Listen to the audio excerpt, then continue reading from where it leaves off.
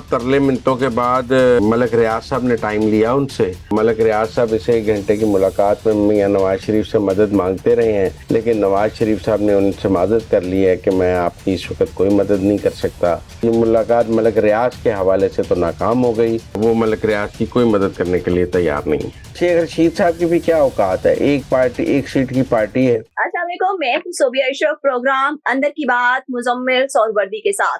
Nawaz Sharif Dubai में मौजूद हैं। कल उन्होंने वतन वापस आना है 4 साल बाद, मगर आज उनकी किन बड़े बड़ी शख्सियात से मुलाकातें हुई हैं। मुजम्मिल साहब आज दुबई में मौजूद हैं, उनसे हम अंदर की बात जानते हैं। अस्सलाम वालेकुम मुजम्मिल साहब। अस्सलाम वालेकुम, क्या हाल है? ठीक ठाक हैं? अल्लाह का शुक्र है। मुजम्मिल साहब, दुबई के हालात और सियासी दर्जा हरारत जो इस वक्त सारा पाकिस्तान का वहां पे है, ये बताएं कि आज नवाज शरीफ की किस किस बड़ी शख्सियत से मुलाकातें हुई हैं और क्या बातचीत हुई है।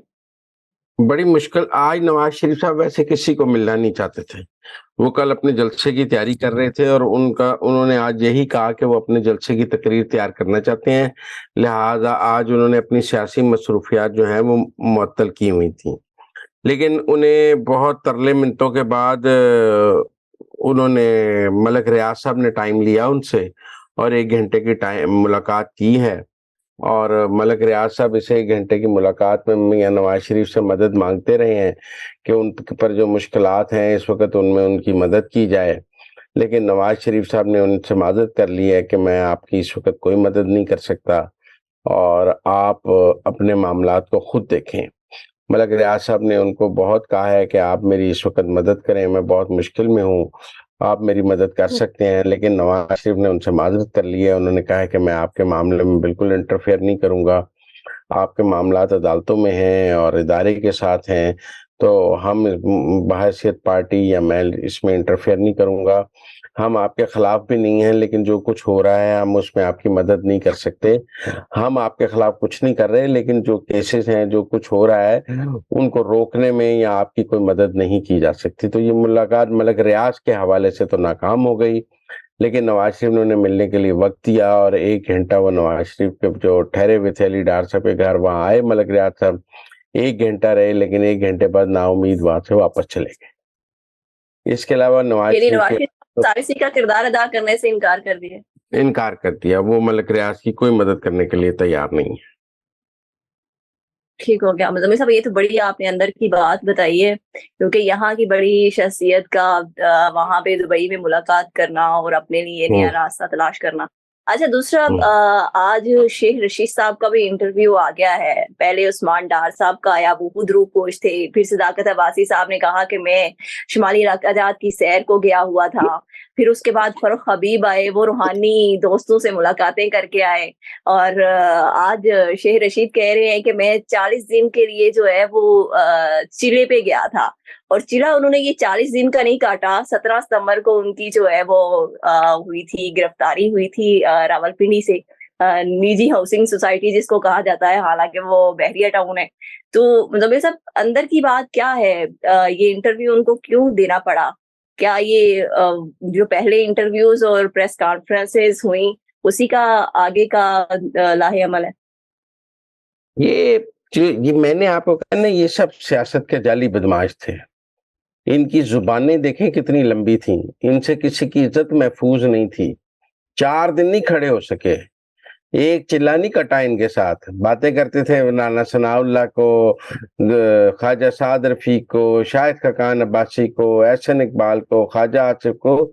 4 दिन नहीं निकाल सके। ये चूरी खाने वाले मजनू 4 दिन में जब लेट जाते हैं। मतलब शेख रशीद साहब की भी क्या औकात है, एक पार्टी एक सीट की पार्टी है। अब उन्हें नून ने भी टिकट नहीं देना, पीटीआई ने भी टिकट नहीं देना। बेघर और सियासी यतीम हो गए हैं। उनको क्या जरूरत थी आईपीपी में भेजने की? उन जो आज खत्म हो गई।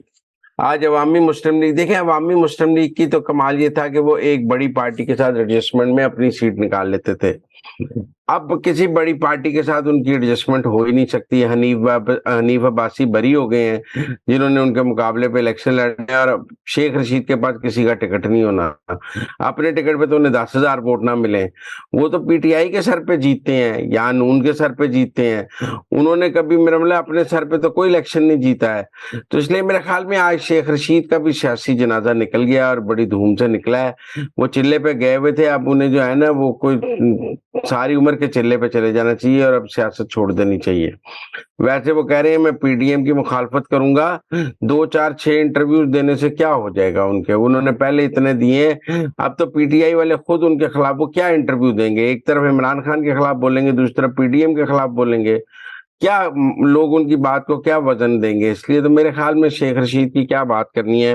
वो असद तूर साहब ने आज एक कहानी छोड़ दी कि उनके इंटरव्यू जो है वो समा लाहौर के ऑफिस में हुआ, वो शेख रशीद जी साहब जी। को चपेड़े मारी गई, उसकी वजह से थोड़ी पीटीआई की मदद हो गई और पीटीआई को शक्ल दिखाने की पोजीशन में हो गई है। अगर अपने असद तूर साहब ये ना करते तो पीटीआई तो शक्ल दिखाने की पोजीशन में भी नहीं थी।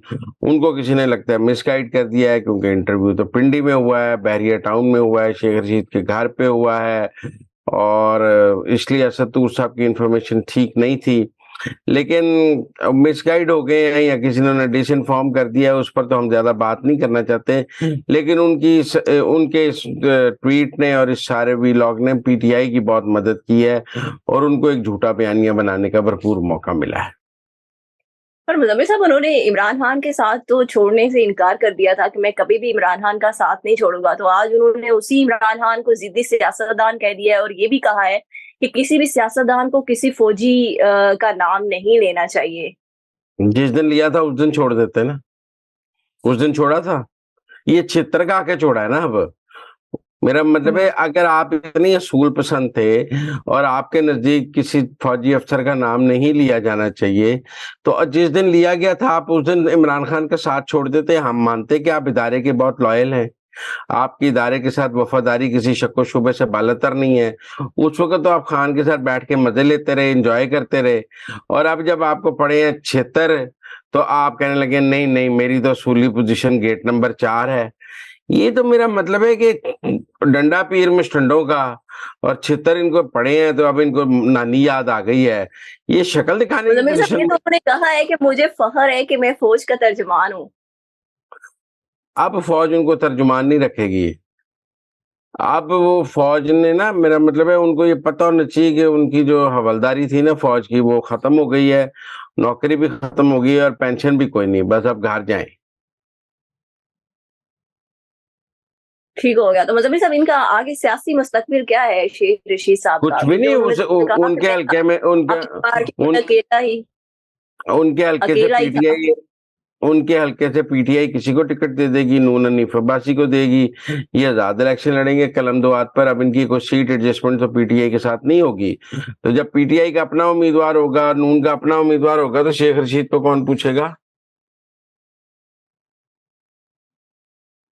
इनका तो बिस्तर गोल हो गया सही ना, हो गया। ये तो पर मुज़म्मिल साहब, एडजस्टमेंट में। ये तो कैसा चिढ़ा था कि जिसमें पुलिस को नहीं पता था और अदालत को भी नहीं पता था। अदालत ने हालांकि कल लाहौर हाई कोर्ट के रावलपिंडी के बेंच ने जो है वो हुक्म दिया कि उनको 26 अक्टूबर को जो है वो एक हफ्ते बाद बाजियाब करके लाया जाए, हुक्म दिया। तो आज जो है वो मंजरे आम पे आ गए एक इंटरव्यू के जरिए, और उन्होंने कहा कि मैं अपने घर में मौजूद हूँ 2 3 दिन से। देखिए मेरी बात सुने, डरपोक लोगों के बारे में बात नहीं करनी थी। उनको कहना चाहिए कि मुझे फौज उठा के ले गई थी, उनको कहना चाहिए मैं फौज के कब्जे में था। अगर वो खुद ही नहीं ये बात कहना चाहते तो हम क्यों कहें। यहाँ पहले लोगों ने क्या कैद नहीं काटी है, लोगों ने, मैंने पहले भी कहा है, लोगों ने कोड़े खाए हैं, लोगों ने मार्शल लॉ की सौकतें बर्दाश्त की हैं, मिलिट्री कोर्ट से सजाएं ली हैं। किसी ने इस तरह इंटरव्यू तो नहीं दिए आकर। यहाँ जर्नलिस्टों ने कोड़े खाए हैं, उन्होंने बाद में आकर के ऐसे इंटरव्यूज दिए थे। ये तो चूरी खाने वाले मजनू थे, इनकी जुबान ने इतनी लंबी थी, इनसे किसी की इज्जत महफूज नहीं थी खुद। और अब इनका वक्त खत्म हो गया, खुदा की पकड़ में आ गए हैं, और बड़ा अच्छा हो गया कि पाकिस्तान की जान बदतमीज और बदजुबान सियासतदानों से छूट गई है और इन सब का बिस्तर गोल हो गया। हमें शुक्र अदा करना चाहिए, इन्होंने पाकिस्तान का सियासी मंजरनामा गंदा किया हुआ था। ठीक हो गया। अच्छा मुज़म्मिल साहब, एक बड़ी और बड़ी अहम खबर आज आई है। आज जस्टिस काज़ी फ़ाइज़ ईसा ने बेंच तश्कील दे दिया है हसास मुकदमे के ऊपर, सिविलियंस के फ़ौजी अदालतों में ट्रायल के हवाले से 5 रुकनी बेंच तश्कील दे दी है। मगर उन्होंने उस बेंच से खुद को और जस्टिस सरदार तारिक मसूद को जो है वो अलग कर लिया है। तो आप इस बेंच को कैसे देखते हैं? क्योंकि ये वही बेंच था जो साबिक जो चीफ जस्टिस थे उमर अता बंदयाल साहब, उनकी सरबराही में समाअत कर रहा था। देखिए मेरी बात सुनिए, जब काजी फ़ाइज़ ईसा ने शुरू से ये मुकदमा सुना ही नहीं है, तो अब मुकदमे की इतनी ज़्यादा समाअतें हो गई हैं, वो दरमियान में आकर सुनने लग जाएँगे, तो बाकी पहले वाले उन्हें क्या पता पहले क्या बातचीत हुई है। आप मेरी बात समझे ना? तो ठीक है, इस मुकदमे को शुरू से तो नहीं शुरू करना था, जो जज पहले से सुन रहे थे उन्होंने उन्हीं को कहा है कि आप आगे सुन लें और फैसला कर दें।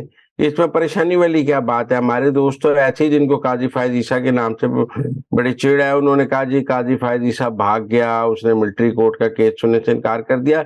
मेरे ख्याल में अगर काजी फ़ाइज़ ईसा नया बेंच बनाते और खुद सुनने लग जाते तो केस शुरू से शुरू हो जाता। फिर आप सब कहते कि काजी फ़ाइज़ ईसा ने मिलिट्री कोर्ट का मामला लटका दिया, उन्होंने नया बेंच बना दिया। पुराना होता तो 2 पेशी का केस था, फिर शुरू से सुना जा रहा है। तो इसलिए मेरे ख्याल में इसमें ऐसी कोई बात नहीं है, इसके ऊपर अपील होनी है, वो अपील काजी फ़ाइज़ ईसा खुद सुन लेंगे। लेकिन ये भी जो आमख़याल बेंच है, ज़रा पर जाँच मुस्लिम पता करें काज़ी फ़ाइज़ ना। ईसा बड़ा या स्मार्ट थे, है या कि ने जुलाई में जो समाअत मुलतवी हुई थी उमर अता बंदयाल की जानिब से, उन्होंने अपने सर से ये उतार के तो उन्होंने ये किया था कि गैर मुअय्यना मुद्दत के लिए मुलतवी करके कि नए चीफ जस्टिस आएँगे तो वो इसको देख लेंगे। लेकिन उन्होंने बड़ा स्मार्ट मूव किया है। तो ठीक है, आपको नहीं पता काजी फ़ाइज़ ईसा उमर अता बंदयाल से ज़्यादा ज़हीन आदमी है। उमर अता बंदयाल मेरा मतलब है वो तो गड्ढे खोद के गया था ना, डिसाइड कर जाते। क्यों गैर मुअय्यना मुद्दत के लिए मुलतवी की थी? हिम्मत नहीं थी ना उमर अता बंदयाल में, डर गए थे ना। और ये बेंच भी आमख़याल डर गया था। इनको नैब की तरमीम का तो फैसला कर गए थे, ज़रा मिलिट्री कोर्ट का भी कर जाते जाते-जाते बंदयाल साहब।